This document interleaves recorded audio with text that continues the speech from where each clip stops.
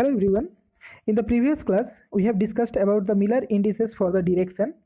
Today, I'd like to discuss about the Miller indices of planes. If we consider any unit cell of the crystal structure, we'll find that this unit cell is composed of large number of planes. For example, we may observe that this ABCD is one of the plane which is associated with the unit cell. Not only that, if we consider this plane which is generated by connecting three vertices A, F and H, which is also associated with this unit cell, or we may consider this plane, that is E, B, C and H, which is another plane which is associated with this unit cell. So in a words, we may say there are as many as infinite number of planes which are associated with any unit cell of the crystal structure, and we would like to specify all of these planes. So why we need to do this one?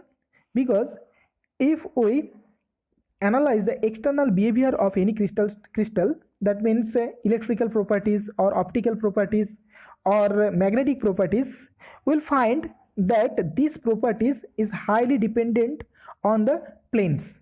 That means if we choose this A, E, B, C and H plane and try to find the electrical properties along this plane or at this plane, it may differ if we choose this ABCD plane.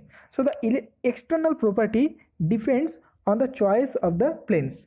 For example, if we consider the piezoelectric materials, and as we know from its properties that if we create any pressure difference, that means P, and if it is P plus delta P, then there it will generate some electricity. But in place of choice these vertical planes, if we consider the top plane and the bottom plane, the electrical properties of this piezoelectric material may change. So since the external properties are related to the consideration of the plane, we would like to specify this plane to further study, and we will follow certain steps to specify these planes, as we have done the same procedure when we have tried to find out the direction. So what is the first step? Select a crystallographic coordinate system. And we know right now that what do you mean by the crystallographic coordinate system. And for your recapitulation, I will try to help you what is the crystallographic coordinate. Crystallographic coordinates are such coordinates if we consider this x, y and z are the coordinate axes, and this x, y and z must passes through the edges of the unit cell. That means we may take this x, y and z as the crystallographic coordinates, or we may choose any parallel coordinates which is parallel to the edges of the unit cell. So this is the crystallographic coordinate system, and the origin of this coordinate system will not be at the plane. What do you mean this point? This point says that if you consider A, B, C, D as your plane, and you want to specify this plane, you want to give a name of this plane, you have to choose such a coordinate system for which origin should not be associated with this plane.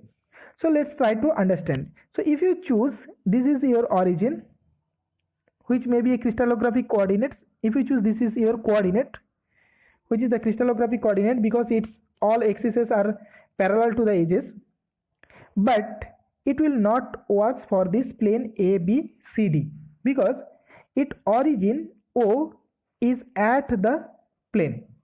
So to specify this plane, if you want to specify this plane ABCD, you have to choose such coordinates for which origin not at the plane. So if we consider this is our coordinates where origin is here O, this is origin. So this origin is not at the plane ABCD, and the coordinate axes A, Y, X, Y and Z are the crystallographic coordinates. So you have to remember this thing. Next, find the intercept along the three axes in terms of the lattice parameter, and we will understand what is the meaning of this second point when we are considering certain examples. Third step, take the reciprocal of this intercept. And number 4, reduce this smallest integer form. And the number 5 and the final one, enclosed in the parenthesis. So we will follow all these 5 steps to specify any plane inside the unit cell, and it will be clear to you when we will take certain examples. So let's move to first example. Right now we would like to specify these planes which is highlighted here, that is A, D, C, B and A.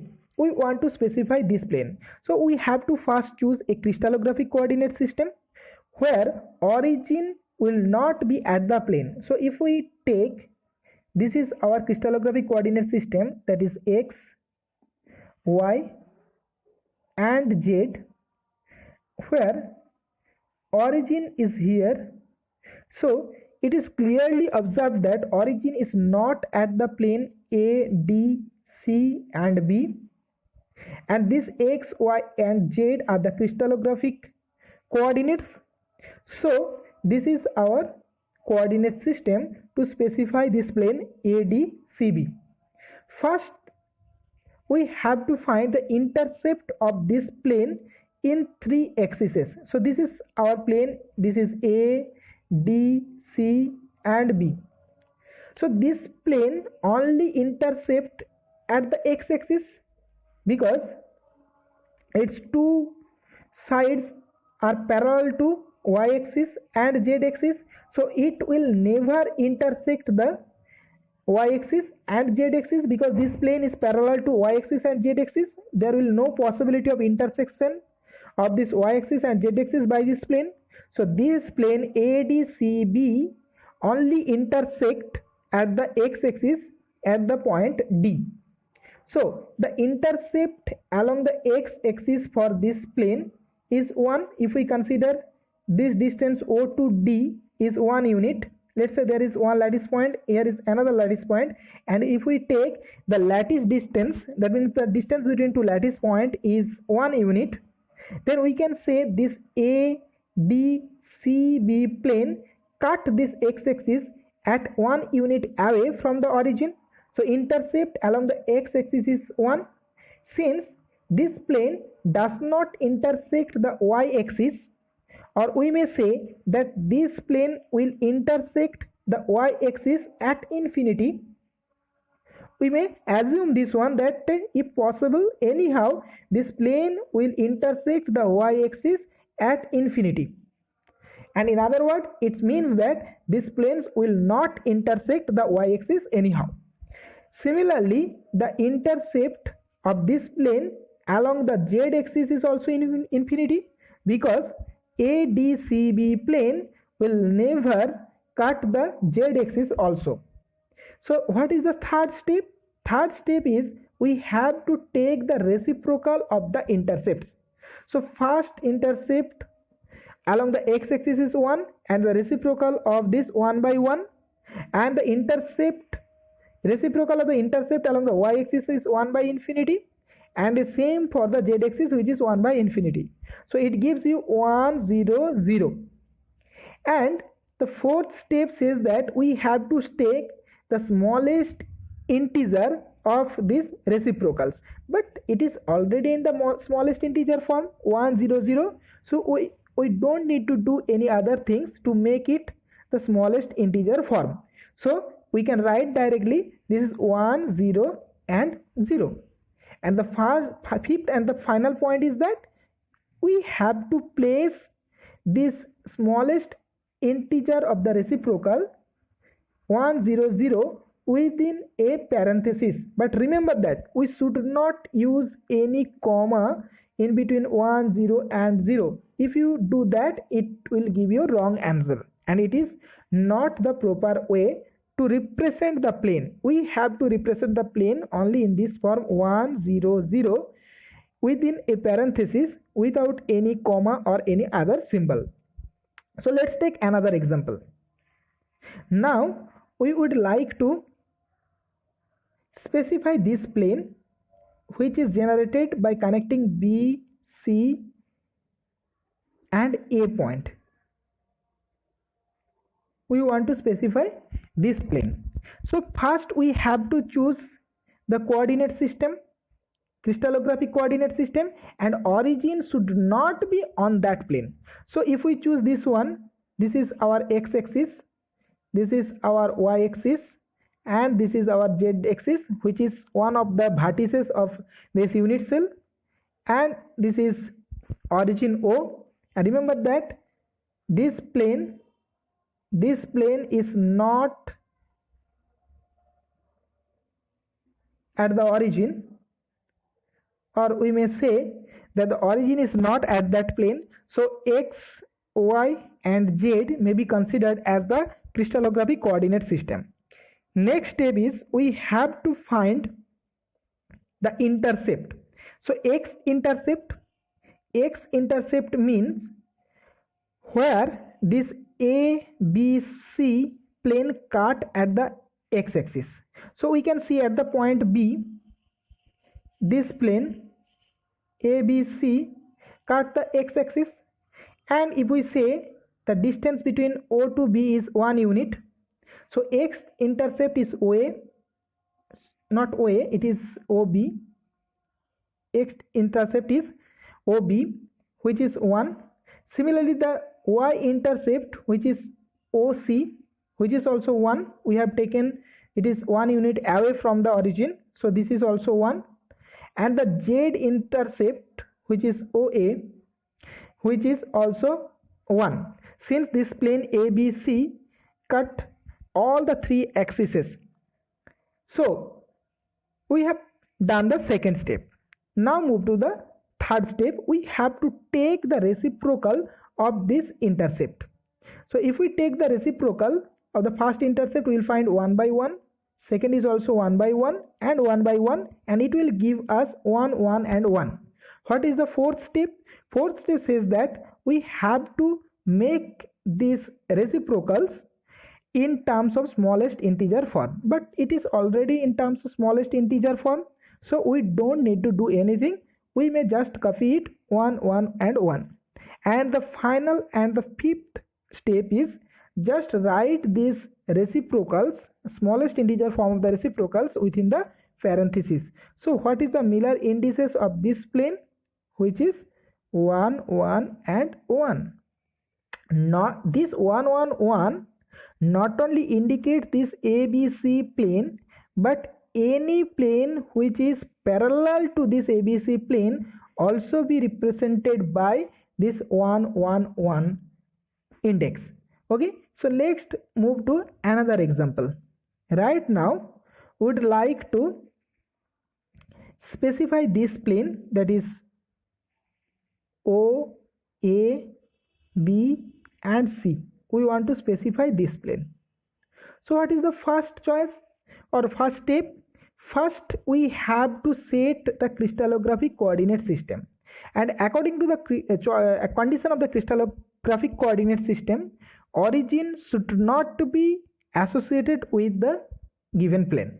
So if we consider this is our crystallographic coordinates, that is OX, OY and OZ, and this is origin O, but we can see clearly this origin O is one of the point which is associated with this plane OABC. So we cannot take this X, Y and Z as our crystallographic coordinate. So we have to choose another coordinate, but this coordinate must be parallel to the edges of the unit cell. So let's say if we choose, this is our new coordinate system, that is X prime, and this is Y prime, and this is Z prime, where origin is O, this is origin. So it will work because this X prime, Y prime and Z prime is a crystallographic coordinate where O is not at the plane. If we say this is O prime, this O prime is not at the plane O, A, B and C. So this is our right choice as a crystallographic coordinate. So we will now specify this OA, this OABC plane with respect to the coordinates x prime, y prime and z prime, where O prime is the origin. What is the second step? We have to find the intercept of this plane OACB on the x prime, y prime and z prime axis. So here it is clear that this plane OABC, this plane cut the x axis or x prime axis at 1, because if we consider this direction is 1 unit from the origin, so this plane cut the x axis at the point 1, which is 1 unit from the origin. Next, this OACB plane also cut the y axis in the negative direction. That means if we consider this is the positive y axis, let's say this is positive y prime axis, so along this direction it is negative y prime, and we can see that the plane OABC, this plane cut the y axis here in the negative 1 unit from the origin O prime, so this is -1. So this plane cut the y axis or y prime axis here at this point, so y intercept is -1, but this plane does not cut the z axis. Where is our z axis? We can see here, this is our z axis. We can see here, this is our z axis for the new coordinate system. So this z axis, along this z axis there is no intercept of this plane, and this plane is parallel to the z axis, so the z intercept is infinity. Now we have to take reciprocal of this intercept, and if we take the reciprocal of this intercept, we will find that. So the third point is that we have to take the reciprocal of this intercept, and it is 1 by 1, 1 by -1 and 1 by infinity. So it gives you 1, -1 and 0. And the final step is that, and there is another step, we have to make it smallest integer form, but it is already in the smallest integer form. We don't need to do anything, so we just copy it as 1, -1 and 0. And the final step is that if we place these reciprocals in the parenthesis, it will give the Miller index for this plane. But here we will use, in place of -1, we will use 1 bar. So the Miller index of this plane becomes 1, 1 bar and 0. I think you have understood how to specify these planes by following the 5 steps. You may also specify this plane by the Miller index form.